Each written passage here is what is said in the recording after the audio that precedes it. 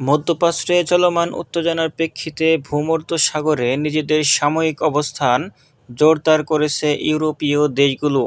এরই অংশ হিসেবে ইতালি একটি আধুনিক যুদ্ধজাহাজ ইসরায়েল উপকূলবর্তী অঞ্চলে।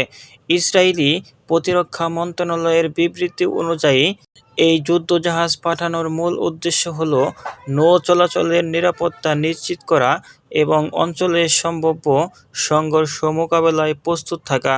তবে কূটনৈতিক বিশ্লেষকরা বলছেন, এটি শুধু নিরাপত্তা নয়, বরং ইসরায়েলকে সতর্কবার্তা হিসেবেও দেখা হচ্ছে। যুদ্ধজাহাজে রয়েছে অত্যাধুনিক মিসাইল প্রতিরক্ষা ব্যবস্থা, হেলিকপ্টার হাঙ্গার, রাডার ও নজরদারি প্রযুক্তি, দ্রুত প্রতিক্রিয়া সক্ষমতা। ইতালির এই পদক্ষেপে ইসরায়েলের ঘনিষ্ঠ মিত্রতা কিছুটা ফাটল ধরেছে। অন্যদিকে ফিলিস্তিনপন্থী দেশগুলো বিষয়টিকে স্বাগত জানিয়েছে। ইসরায়েলের যুদ্ধজাহাজ মোতায়েন স্পষ্ট দেখায় যে মধ্যপ্রাচ্যে উত্তেজনা এখন আর শুধু আঞ্চলিক সীমায় নেই, বরং এটি আন্তর্জাতিক পরিসরে ছড়িয়ে পড়েছে। সামনে কী হয় সেটি এখন বিশ্ব নজর রাখছে।